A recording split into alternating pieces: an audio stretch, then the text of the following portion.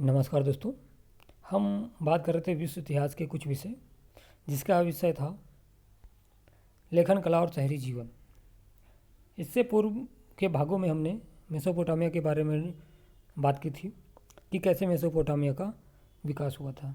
आज हम उसी कड़ी को आगे बढ़ाते हुए बात कर रहे हैं पश्चारक क्षेत्र में एक व्यापारिक नगर। 2000 ईसा पूर्व के बाद मारी नगर शाही राजधानी के रूप में खूब फला फूला। आपने देखा होगा कि मारी नगर दक्षिण के उस मैदानी भाग में स्थित नहीं है जहाँ खेती की पैदावार भरपूर होती थी, बल्कि वह फरात नदी की ऊर्ध्वधारा पर स्थित है। मानचित्र में विभिन्न रंगों का प्रयोग करके यह दर्शाया गया है कि इस ऊपरी क्षेत्र में खेती और पशुपालन साथ साथ चलते थे। मारी राज्य में वैसे तो किसान और पशुचारक दोनों ही तरह के लोग होते थे, लेकिन उस प्रदेश का अधिकांश भाग भेड़ बकरी चराने के लिए ही काम में लिया जाता था। पशुचारकों को जब अनाज, धातु के औजारों आदि की जरूरत पड़ती थी, तब वे अपने पशुओं तथा उनके पनीर, चमड़ा तथा मांस आदि के बदले ये चीज़ें प्राप्त करते थे। बाड़े में रखे जाने वाले पशुओं के गोबर से बनी खाद भी किसानों के लिए बहुत उपयोगी होती थी। फिर भी किसानों तथा गडरियों के बीच कई बार झगड़े हो जाते थे। गडरिये कई बार अपनी भेड़ बकरियों को पानी पिलाने के लिए बोए हुए खेतों से गुजार कर ले जाते थे, जिससे किसान की फसल को नुकसान पहुंचता था। ये गडरिये खानाबदोश होते थे और कई बार किसानों के गांवों पर हमला बोलकर उनका इकट्ठा किया माल लूट लेते थे। दूसरी तरफ कई बार ऐसा भी होता था कि बस्तियों में रहने वाले लोग भी इन पशुचारकों का रास्ता रोक देते थे और उन्हें अपने पशुओं को नहर तक नहीं ले जाने देते थे। ये यहाँ पर वैसे तो हमारा ऑडियो बुक है, लेकिन आप लोग जो लोग वीडियो देख रहे होंगे वो इस मैप को देख कर समझ सकते हैं कि मारी कहाँ पर स्थित है ना। फरात नदी का पास में आपको नज़र आएगा कृषि भूमि के जस्ट नीचे आपको मारी दिख रहा होगा। मेसोपोटामिया के इतिहास पर नज़र डालें तो पता चलेगा कि वहाँ के कृषि से समृद्ध हुए मुख्य भूमि प्रदेश में यायावर समुदायों के झुंड पश्चिमी मरुस्थल से आते रहते थे। ये गडरिये गर्मियों में अपने साथ इस उपजाऊ क्षेत्र के बोए हुए खेतों में अपनी भेड़ बकरियां ले आते थे। ये समूह गडरिये फसल काटने वाले मजदूरों अथवा भाड़े के सैनिकों के रूप में आते थे और समृद्ध होकर यहीं बच जाते थे। उनमें से कुछ ने तो अपना खुद का शासन स्थापित करने की भी शक्ति प्राप्त कर ली थी। ये खानाबदोश लोग अक्कदी, एमोराइट, असीरियाई, आर्मीनियन जाति के थे। ये खानाबदोश लोग अक्कदी, एमोराइट, असीरियाई और आर्मीनियन जाति के थे। मारी के राजा एमोराइट समुदाय के थे। उनकी पोशाक वहाँ के मूल निवासियों से भिन्न होती थी और उन्हें मेसोपोटामिया के देवी देवताओं का आदर ही नहीं, बल्कि स्टेपी क्षेत्र के देवता डैगन के लिए मारी नगर में एक मंदिर भी बनवाया। इस प्रकार मेसोपोटामिया का समाज, वहाँ की संस्कृति भिन्न भिन्न समुदायों के लोगों और संस्कृतियों के खुली थी और संभवतः विभिन्न जातियों तथा समुदायों के लोगों के परस्पर मिश्रण से ही वहाँ की सभ्यता में जीवन शक्ति उत्पन्न हो गई। मारी में जिमरीलिम का राजमहल, जो कि यहाँ पर दिखाया गया, सभागृह 132 पर, बाहरी आंगन 131 नंबर, सिंहासन कक्ष, भीतरी आंगन 106 नंबर, प्रवेश द्वार हुआ करता था, कुआं हुआ करता था, लिपिक कार्यालय, बेंचों और मिट्टी दानों के साथ मिट्टी दानों में पट्टिकाएँ रखी जाती थीं, प्रांगण 131 नंबर में हुआ था। ऐसा कुछ इसका स्थापत्य कला है। अब बात करते हैं जिमेरिलिम का मारी स्थित राजमहल। 1810 से 1760 ईसा पूर्व मारी का विशाल राजमहल वहाँ के शाही परिवार का निवास स्थान तो था ही, साथ ही वह प्रशासन और उत्पादन, विशेष रूप से कीमती धातुओं के आभूषणों के निर्माण का मुख्य केंद्र भी था। अपने समय में वह इतना अधिक प्रसिद्ध था कि उसे देखने के लिए ही उत्तरी सीरिया का एक छोटा राजा आया। वह अपने साथ मारी के राजा जिमरीलिम के नाम उसके एक अन्य राजा का परिचय पत्र लेकर वहाँ आया था। दैनिक सूचियों से पता चलता है कि राजा के भोजन की मेज पर हर रोज़ भारी मात्रा में खाद्य पदार्थ पेश किए जाते थे। आटा, रोटी, मांस, मछली, फल, मदिरा और बियर। यह संभवतः अपने अन्य साथियों के साथ सफ़ेद पत्थर जड़े आंगन 106 में बैठकर बाकायदा भोजन करता था। नक्शा देखने से आपको पता चलेगा कि राजमहल का सिर्फ एक ही प्रवेश द्वार था, जो उत्तर की ओर बना हुआ था। उसके विशाल खुले प्रांगण जैसे 31 सुंदर पत्थरों से जड़े हुए थे। राजा विदेशी अतिथियों और अपने प्रमुख लोगों से कमरा 132 में मिलता था। यहाँ के भित्ति चित्रों को देखकर आगंतुक लोग हतप्रभ रह जाते थे। राजमहल 2.4 हेक्टेयर के क्षेत्र में स्थित एक अत्यंत विशाल भवन था, जिसमें 260 कक्ष बने हुए थे। किंतु मारी के राजाओं को सदा सतर्क एवं सावधान रहना पड़ता था। विभिन्न जनजातियों के चरवाहों को राज्य में चलने फिरने की इजाज़त तो थी, परंतु इन पर कड़ी नज़र रखी जाती थी। राजाओं तथा उनके पदाधिकारियों के बीच हुए पत्र व्यवहार में अक्सर इन पशचारकों की गतिविधियों और शिविरों का उल्लेख किया गया है। एक बार एक पदाधिकारी ने राजा को लिखा था कि उसने रात को बार बार आग से किए गए ऐसे संकेतों को देखा है जो एक शिविर से दूसरे शिविर को भेजे गए थे, और उससे संदेह है कि कहीं किसी छापे या हमले की कार्य योजना तो नहीं बनाई जा रही। मारी नगर एक अत्यंत महत्वपूर्ण व्यापारिक स्थल पर स्थित था, जहाँ से होकर लकड़ी, तांबा, रांगा, तेल, मदिरा और अन्य किस्मों का माल नावों के जरिए फरात नदी के रास्ते दक्षिण और तुर्की, सीरिया और लेबनान के ऊंचे इलाकों के बीच ले जाया जाता था। मारी नगर व्यापार के बल पर समृद्ध हुए शहरी केंद्र का एक अच्छा उदाहरण है। दक्षिणी नगरों को घिसाई पिसाई के पत्थर, चक्कियाँ, लकड़ी, शराब तथा तेल के पीपे ले जाने वाले जलपोत मारी में रुका करते थे। मारी के अधिकारी जलपोत पर जाया करते थे, उस पर लदे हुए सामान की जांच करते थे और उस आगे बढ़ने की इजाज़त देने से पहले उसमें लदे माल की कीमत का लगभग 10% प्रभार वसूल करते थे। जो एक विशेष किस्म की नौकाओं में आता था। सबसे महत्वपूर्ण बात यह है कि कुछ पट्टिकाओं में साइप्रस के द्वीप अलासिया से आने वाले तांबे का उल्लेख मिला है। यह द्वीप उन दिनों तांबे तथा टिन के व्यापार के लिए मशहूर था, परंतु यहाँ रांगे का भी व्यापार होता था, क्योंकि कांसा औजार और हथियार बनाने के लिए एक मुख्य औद्योगिक सामग्री था। इसके लिए व्यापार का बहुत महत्व था। इस प्रकार यद्यपि मारी राज्य सैनिक दृष्टि से उतना सबल नहीं था, परंतु व्यापार और समृद्धि के मामले में वह अद्वितीय था। मेसोपोटामिया के नगरों की खुदाई। आज मेसोपोटामिया के पुरास्थलों के उत्खनक पहले के उत्खनकों की तुलना में बहुत अधिक कुशल हैं। उनके कार्य की यथार्थता एवं परिशुद्धता और अभिलेखन का स्तर बहुत ऊंचा है। इसीलिए अब उस तरह के बड़े बड़े इलाकों की खुदाई नहीं की जाती जैसे उरनगर में की गई थी। इसके अलावा बहुत कम पुरातत्वविदों के पास ही इतनी बड़ी धनराशि होती है कि वे एक साथ खनकों के बड़े दल को खुदाई के काम पर लगा सकें। इस प्रकार जानकारी प्राप्त करने का तरीका बदल गया है। इस संबंध में अबू सलाविक नाम के छोटे कस्बे का उदाहरण लें। यह कस्बा 2500 ईसा पूर्व में लगभग 10 हेक्टेयर ज़मीन पर बसा हुआ था और इसकी आबादी 10,000 से कम थी। इसकी दीवारों की रूपरेखा की ऊपरी सतहों को सर्वप्रथम खरोच कर निकाला गया। इस प्रक्रिया में टीले की ऊपरी सतह को किसी बेलचे, फावड़े या अन्य औजार के धारदार चौड़े सिरे से कुछ मिलीमीटर तक खरोचा जाता है। नीचे की मिट्टी तब भी कुछ नम पाई गई और पुरातत्वों ने भिन्न भिन्न रंगों, उसकी बनावट तथा ईंटों की दीवारों की स्थिति तथा गड्ढों और अन्य विशेषताओं का पता लगा लिया। जिन थोड़े से घरों की खोज की गई उन्हें खोद कर निकाला गया। पुरातत्वविदों ने पौधों और पशुओं के अवशेषों को प्राप्त करने के लिए टनों मिट्टी की छानबीन की। इसके चलते उन्होंने पौधों और पशुओं की अनेक प्रजातियों का पता लगाया। उन्हें बड़ी मात्रा में जली हुई मछलियों की हड्डियाँ भी मिली जो बुहार कर बाहर गलियों में डाल दी गई थी। वहाँ गोबर के उपलों के जले हुए ईंधन में से निकले हुए पौधों के बीज और रेशे मिले थे। इससे इस स्थान पर रसोई घर होने का पता चला। घरों में रहने के कमरे कौन से थे यह जानने के संकेत बहुत कम मिले। यहाँ की गलियों में सूअरों के छोटे बच्चों के दांत पाए गए, जिन्हें देखकर पुरातत्वविदों ने यह निष्कर्ष निकाला कि अन्य किसी भी मेसोपोटामियाई नगर की तरह यहाँ भी सूअर छुट्टे घुमा करते थे। वस्तुतः एक घर में तो आंगन के नीचे जहाँ किसी मृतक को दफनाया गया था, सूअर की कुछ हड्डियों के अवशेष मिले हैं, जिससे प्रतीत होता है कि व्यक्ति के मरणोपरांत जीवन में खाने के लिए सूअर का कुछ मांस रखा गया था।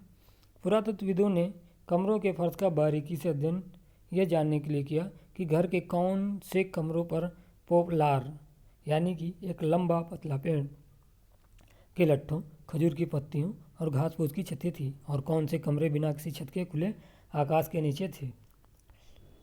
मेसोपोटामिया संस्कृति में शहरों का महत्व।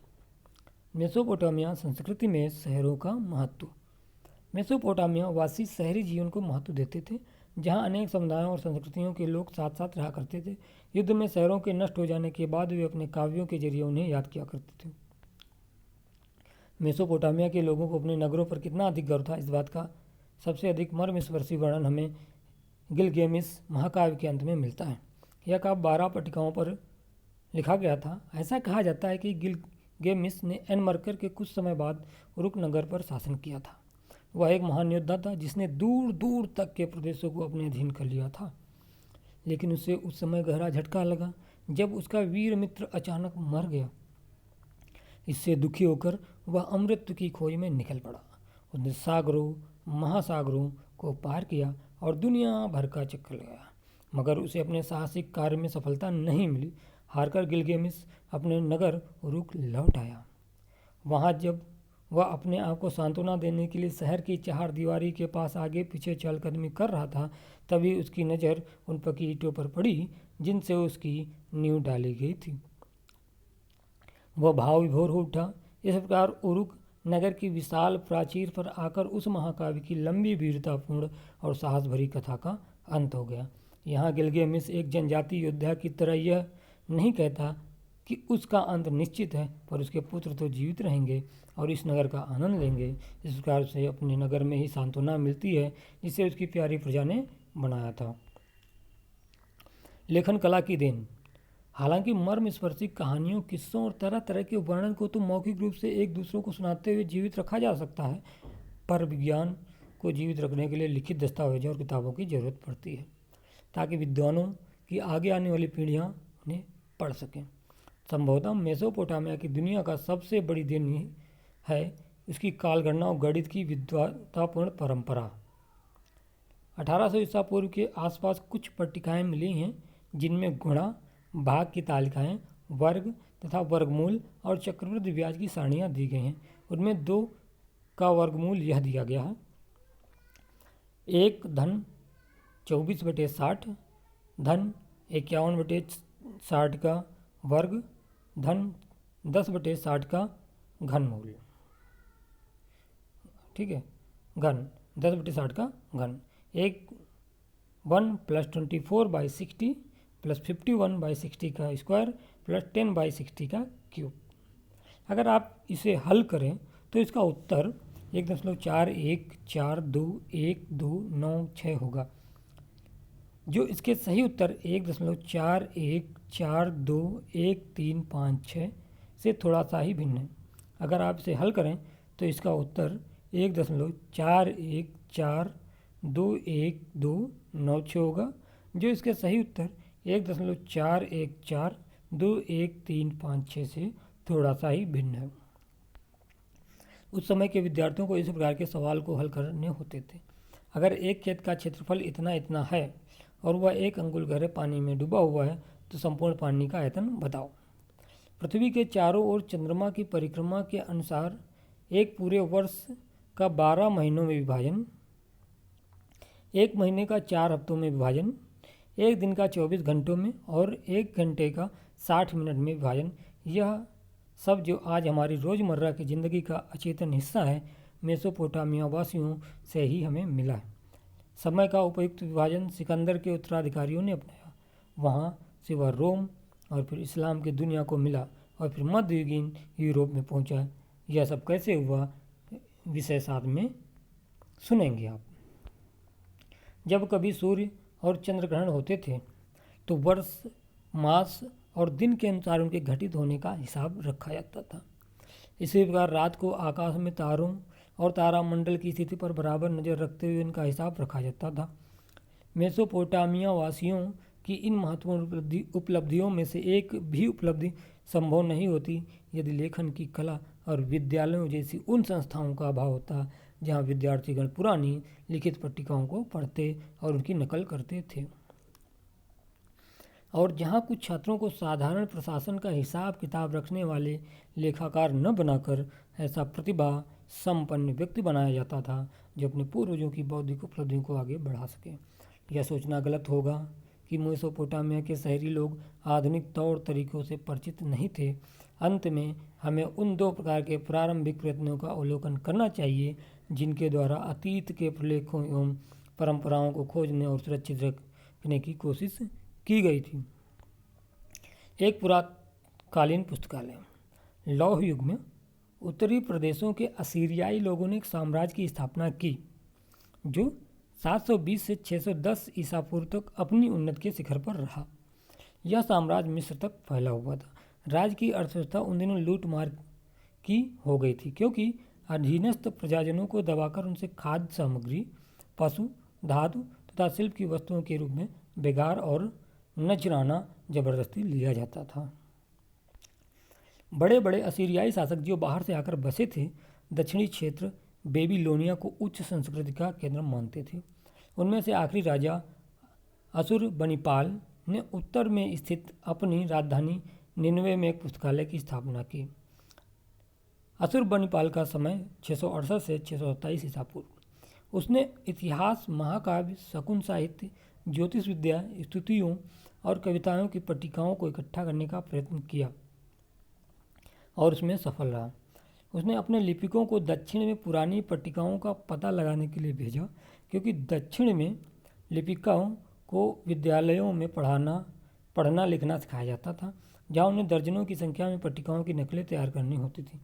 बेबीलोनिया में ऐसे भी नगर थे जो पट्टिकाओं के विशाल संग्रह तैयार किए जाने और प्राप्त करने के लिए मशहूर थे।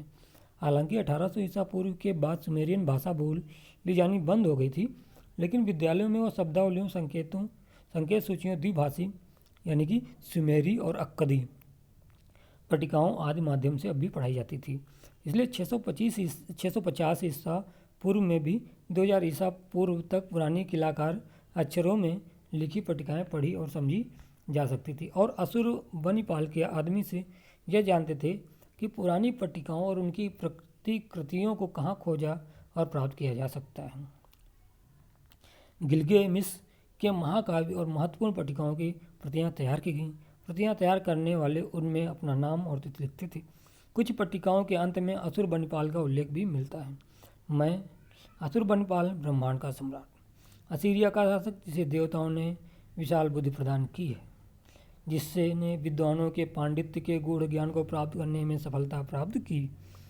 मैंने देवताओं के बुद्धि विवेक को पट्टिकाओं पर लिखा है और मैंने पट्टिकाओं की जांच की और उन्हें संग्रहित किया। मैंने उन्हें निनवे स्थित अपने इष्ट देव नाबू के मंदिर के पुस्तकालय में भविष्य में उपयोग के लिए रख दिया, अपने जीवन के लिए, अपनी आत्मा के कल्याण के लिए और अपने शाही सिंहासन की नींव को मजबूत बनाए रखने के लिए। इससे भी महत्वपूर्ण काम था इन पट्टिकाओं की सूची तैयार करने का। इसके लिए एक टोकरी भर पट्टिकाओं को मिट्टी के लेबल में अंकित किया गया। असंख्य पट्टिकाएं भूत प्रेत निवारण विषय पर अमुक व्यक्ति द्वारा लिखी गईं।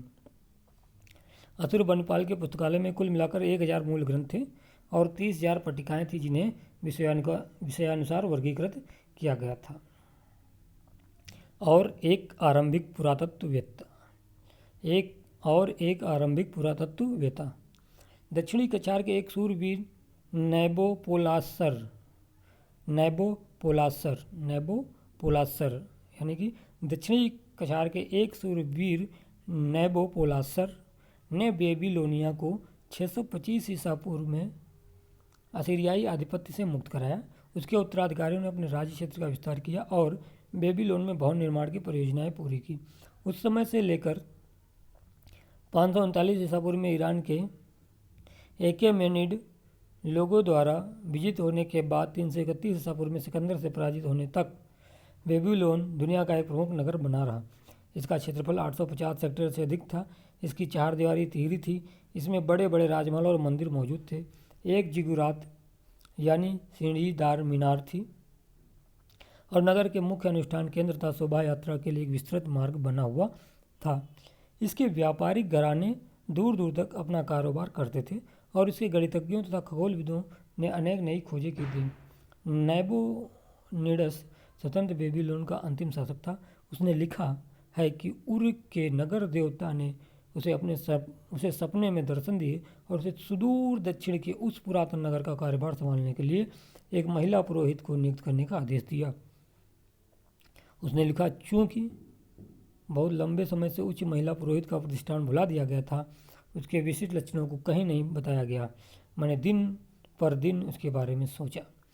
वह आगे कहता है कि उसे एक बहुत पुराने राजा, जिसका शासनकाल हम आज 1150 ईसा पूर्व के आसपास मानते हैं, उसका पटलेख मिला। उस पर उसने महिला पुरोहित की आकृति अंकित देखी। उसने उसके आभूषणों और वेशभूषा को ध्यानपूर्वक देखा फिर उसने अपनी पुत्री को वैसे ही वेशभूषा सुसज्जित कर महिला पुरोहित के रूप में प्रतिष्ठित किया। एक अन्य अवसर पर नैबोनिडस के आदमी उसके पास एक टूटी हुई मूर्ति लाए जिस पर अक्कद के राज सारगोन का नाम खुदा था। आज हम जानते हैं कि उस राजा ने 2370 ईसा पूर्व के आसपास शासन किया था। नैबोनिडस और निसंदेह अनेक बुद्धिजीवियों ने भी प्राचीन काल के इस महान राजा के बारे में सुन रखा था। नैबोनिडस ने यह महसूस किया कि उससे उस मूर्ति की मरम्मत करानी चाहिए। वह लिखता है, देवताओं के प्रति भक्ति और राजा के प्रति अपनी निष्ठा के कारण मैंने कुशल शिल्पियों को बुलाया और उसका खंडित सिर बदलवा दिया। अब हम दोस्तों काल रेखा देखते हैं।